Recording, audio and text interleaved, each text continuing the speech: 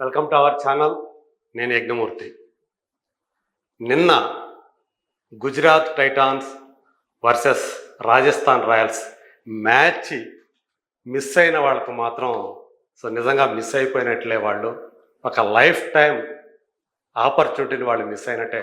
అంటే క్రికెట్ ప్రేమికుల సంగతి నేను చెప్తున్నాను. అంత గొప్ప మ్యాచ్ ఒకటి నిన్న చూసాం. అలాగే ఒక గొప్ప ఆటను చూసాం. 14 ఏళ్ల వయసులో, అంటే 9వ తరగతి చదువుతున్నటువంటి ఒక అబ్బాయి, బీహార్కి చెందినటువంటి ఒక చిన్న పిల్లవాడు క్రికెట్ సూపర్ స్టార్స్కి పాఠాలు నేర్పించే రీతిలో వాళ్ళందరూ కూడా దిగ్భ్రాంతి చెందుతూ చూస్తున్న వేళ అతను కేవలం 35 బంతుల్లో సెంచరీ సాధించి ఒక సంచలనాన్ని సృష్టించాడని చెప్పాలి. అబ్బాయికి రాజస్థాన్ రాయల్స్ అంటే మనకు తెలుసు, ఒక ఆటగాడి బేస్ ప్రైస్ వచ్చి 30 లక్షల రూపాయలు. ఆ అబ్బాయిని మరి ఏకంగా 1,10,00,000 రూపాయలు, అంటే 1.10 lakhs 1 crore 10 lakhs పెట్టి రాజస్థాన్ రాయల్స్ కొనుగోలు చేసినప్పుడు చాలామంది ఆశ్చర్యపోయారు. ఏంది చిన్న పిల్లవాడి మీద ఇంత పెట్టుతున్నారని చెప్పేసి చాలామంది ఆ రోజు ఒక రకంగా చెప్పాలంటే ఆశ్చర్యపోయారు. ఇదంతా కూడా అనవసరంగా రాజస్థాన్ రాయల్స్ రిస్క్ చేస్తూ ఉంది, ఆడిస్తుందా లేదా అని చెప్పేసి. నిజంగానే మొదట్లో, అంటే ఇప్పుడు 10 మ్యాచ్లు ఆడితే మొదటి 7 మ్యాచ్ల్లో ఆ అబ్బాయిని కూడా ఆడించలేదు. అలాంటప్పుడు ఎందుకు కొనుక్కున్నారు ఏంటి అనేటువంటి విమర్శలు కూడా వచ్చాయి. కానీ ప్రధాన కోచ్, రాజస్థాన్ రాయల్స్ ప్రధాన కోచ్ రాహుల్ ద్రావిడ్ 8వ మ్యాచ్లో, అంటే రాజస్థాన్ రాయల్స్ ఆడుతున్నట్టు 8వ మ్యాచ్లో ఆ అబ్బాయిని ఓపెనర్గా దించాడు. అప్పుడు 31 పరుగులు చేసి, అంటే చాలా వేగంగానే 31 పరుగులు చేశాడు, అవుట్ అయ్యాడు. తర్వాత మ్యాచ్లో, 2వ మ్యాచ్లో, అంటే ఆ రాజస్థాన్ రాయల్స్కి వచ్చి 9వ మ్యాచ్, ఆ అబ్బాయి అందులో 16 పరుగులే చేశాడు.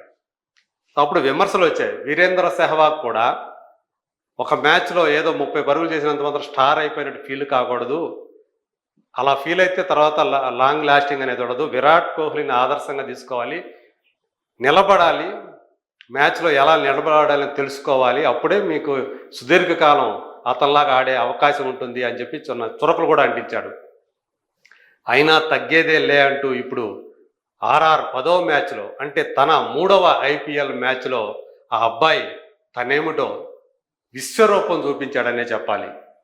నిజంగా చెప్పాలంటే, అంటే కామెంటేటర్లకు కానివ్వండి, మహామహులైనటువంటి క్రికెట్ పండితులు కూడా మాటలు చాలలేదు ఆ అబ్బాయి ఆటను చూడటం అంటే అని చెప్పేసి మాట్లాడారంటేనే ఆ అబ్బాయి ఆట తీరు ఎలా కొనసాగిందో, అంటే చిచ్చర పిడుగు,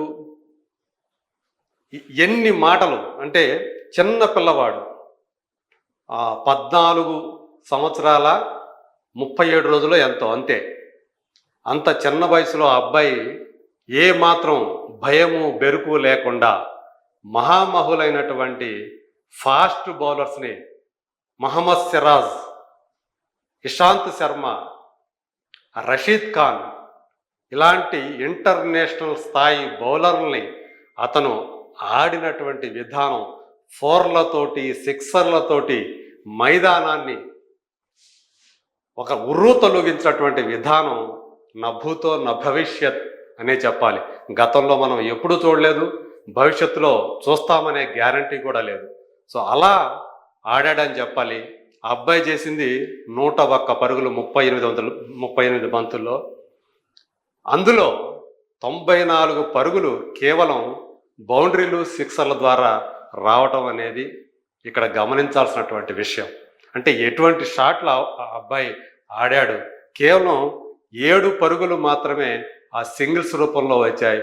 మిగతా అన్నీ కూడా, అందులో 11 సిక్స్లు, 4ల కంటే కూడా 6లే ఎక్కువ.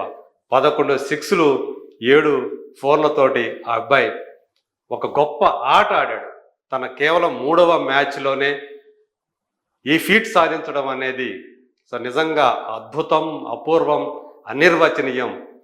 ఇలాంటి ఎన్ని పదాలున్నా కూడా సరిపోవు అని చెప్పేసి చెప్పుకోవాలి ఆ అబ్బాయి ఆడిన విధానం. క్రిస్ గేల్ 30 బంతుల్లోనే ఐపీఎల్లో ఫాస్టెస్ట్ సెంచరీ చేశాడు.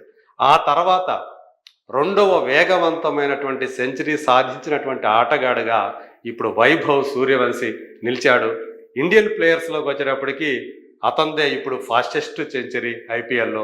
అంతకుముందు 37 బంతుల్లో యూసఫ్ పఠాన్ మీద ఆ రికార్డు ఉంది. అంటే ఒక ఇండియన్ అతి తక్కువ బంతుల్లో సెంచరీ సాధించినటువంటి ఇండియన్ బ్యాట్స్మెన్గా యూసఫ్ పఠాన్ నిలిస్తే ఇప్పుడు అతని రికార్డుని తను ఛేదించాడు. ఎన్నో రికార్డులు ఇప్పుడు ఆ అబ్బాయి పేరిట నమోదవటం అనేది నిజంగా ఆ అబ్బాయి ఆటని చూసి తీరాల్సిందే, తరించాల్సిందే. అందుకనే ఆ ఆటని ప్రత్యక్షంగా చూసి తరించినటువంటి హెడ్ కోచ్ రాహుల్ ద్రావిడ్ తన ఉద్వేగాన్ని ఆపుకోలేక పెద్దగా కేకలు పెడుతూ ఇక్కడ మనకి చూసుకోవచ్చు, 2 చేతులు పైకెత్తి తన ఆనందోత్సవాల్ని అలా సెలబ్రేట్ చేసుకున్నాడు.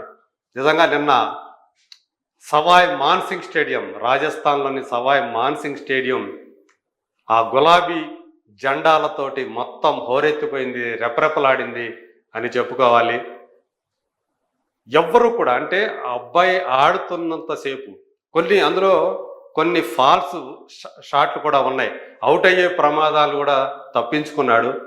అయినప్పటికీ కూడా ఆడిన తీరు ఏదైతే ఆ అబ్బాయి ఆ యాటిట్యూడ్ ఏదైతే ఉందో 94 పరుగుల దగ్గర 6 కొట్టి సెంచరీ సాధించడం అంటే ఆషామాషి విషయం కాదు, అందరికీ సాధ్యమయ్యేటువంటి విషయం కాదు. ఏ వీరేంద్ర సెహ్వాగ్ లాంటి వాడికో, ఏ రోహిత్ శర్మ లాంటి వాడికో ఆ టైంలో కూడా ఎలాంటి అంటే నేను సెంచరీ కోసం ఆడాలి, జాగ్రత్తగా ఆడి సెంచరీ చేయాలి అనేటువంటి ఆ ధోరణి కాకుండా నిర్భయంగా, నిర్భీతిగా ఒక సూపర్ షాట్ కొట్టి 6 తోటి తన సెంచరీని పూర్తి చేసుకోవటం అనేది దట్ ఈజ్ వైభవ్ సూర్యవంశీ అని చెప్పేసి చెప్పుకోవాలి.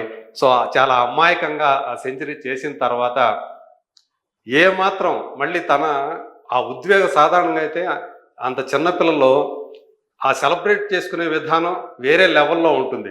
కానీ అయినప్పటికీ కూడా ఆ అబ్బాయి అంతే కూల్గా ఉండటం, కేవలం తన హెల్మెట్ తీసి ఆ చిన్న అభివాదం చేయటం తప్పితే ఇంకా ఎలాంటి ఓవర్ డ్రామాలు అనేది ఏమీ లేకుండా అతను అంత కంపోజ్డ్గా ఉంటూ అంత కూల్గా ఉండటం కూడా సో ఆ అబ్బాయి ఖచ్చితంగా. అందుకని చాలామంది ఇప్పుడు ఎవరైతే సీనియర్లు ఉన్నారో రిటైర్ అయిన వాళ్ళు కానివ్వండి, ఇప్పుడు సూపర్ స్టార్లు కానివ్వండి, ఆడుతున్న వాళ్ళు కానివ్వండి, భవిష్యత్తు సూపర్ స్టార్ ఆవిర్భవించాడు అనేటువంటి మాట ఇప్పుడు వాడుతూ ఉన్నారు. నిజంగానే అతను భవిష్యత్తు స్టార్ అనటంలో ఎలాంటి సందేహము లేదు అని చెప్పేసి మనం నమ్మవచ్చు. కాకపోతే ఆ అబ్బాయిని చాలా జాగ్రత్తగా సానబెట్టాల్సినటువంటి బాధ్యత అతని గురువుల మీద ఉంది.